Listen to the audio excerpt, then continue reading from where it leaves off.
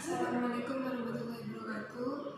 Saya Sri Habibah dari kelas 6E Prodi PAI akan menjelaskan tentang perangkat pembelajaran.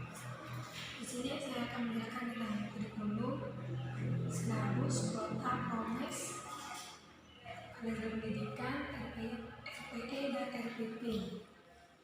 Yang pertama adalah kurikulum.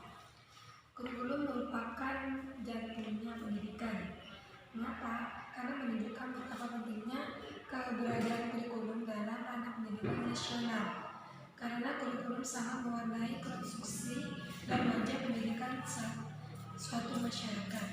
Kurikulum bukan sekedar menyangkut substansi dan instruksional pembelajaran yang bermain di level mikro, tetapi kurikulum berkaitan dengan relasi sosial berbagai agen yang terlibat dalam dan berkepentingan di belakangnya.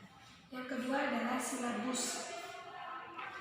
Silabus merupakan suatu rincian detail tentang rencana mengajar guru yang disusun dalam kelompok tema atau mata pelajaran tertentu. Komponen dari silabus antara lain kompetensi inti atau standar kompetensi KI atau SK, kompetensi dasar KD, indikator pencapaian kompetensi, materi pembelajaran, alokasi waktu, penilaian dan sumber belajar yang digunakan. Untuk yang ketiga adalah tentang kalender pendidikan. Kalender pendidikan atau KALDIK biasanya disebut KALDIK. Pada dasarnya adalah pengaturan waktu untuk kegiatan pembelajaran peserta didik dalam 1 tahun yang mencakup permulaan tahun pelajaran, minggu efektif belajar, waktu pembelajaran efektif, dan hari libur. Permulaan tujuan ajaran adalah bulan Juni setiap tahun dan akhir pada bulan Juni tahun berikutnya. Hari libur sekolah ditetapkan berdasarkan keputusan Menteri Pendidikan Nasional dan atau Menteri Agama dalam hal yang berkaitan dengan hari raya keagamaan atau lainnya. Kepala daerah tingkat kabupaten atau kota dan atau organisasi penyelenggara pendidikan dapat menentukan hari libur khusus. Pemerintah pusat, provinsi, kabupaten dapat menetapkan hari libur serta untuk satuan-satuan pendidikan.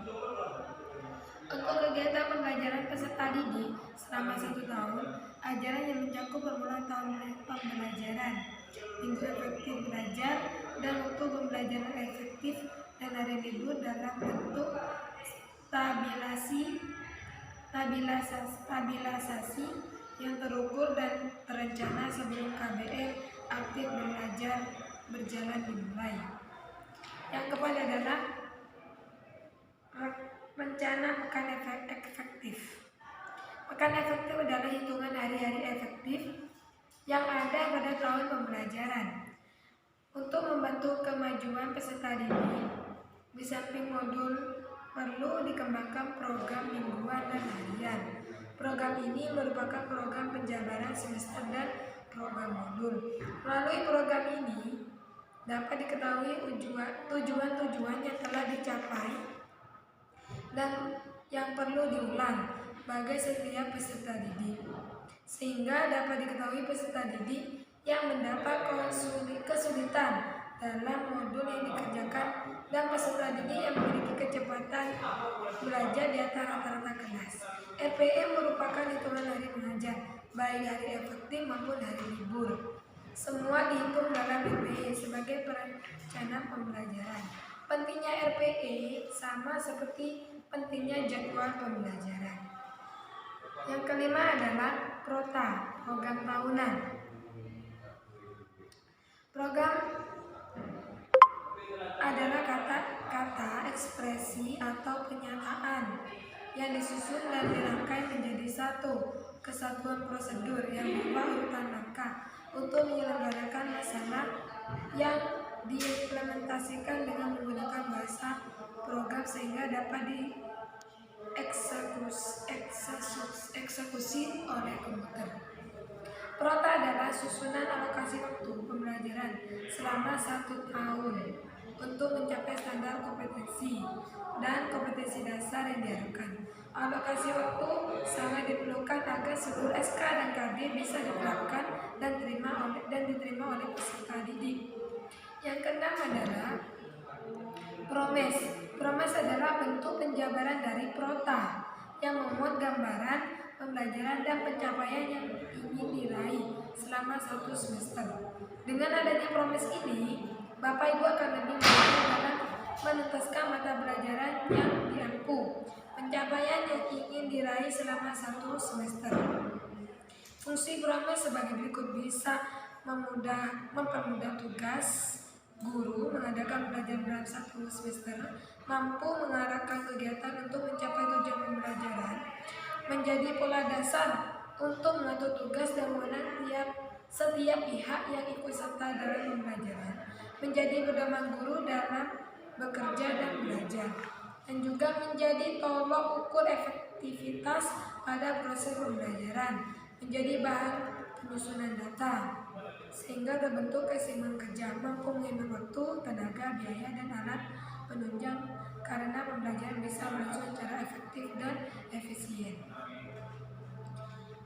Langkah penyusunan promes: memasukkan potensi dasar, topik, dan subtopik materi bahan ke dalam format promes yang tersedia. Yang kedua, menentukan banyaknya jam yang tersedia di kolom minggu dan banyaknya tatap muka setiap minggu per mata pelajaran. Yang ketiga, menambahkan catatan di setiap bagian yang membutuhkan keterangan. Dan yang ketujuh adalah rencana pembelajaran atau RPP. RPP adalah pegangan seorang guru dalam mengajar di kelas. RPP dibuat oleh guru untuk membantunya dalam mengajar agar sesuai dengan standar kompetensi dasar pada hari tersebut. Rencana pelaksanaan pembelajaran atau RPP berisi pengaturan yang berkenaan dengan perkiraan atau proyeksi tentang apa yang akan dilakukan pada saat kegiatan belajar mengajar berlangsung. Demikian presentasi dari saya.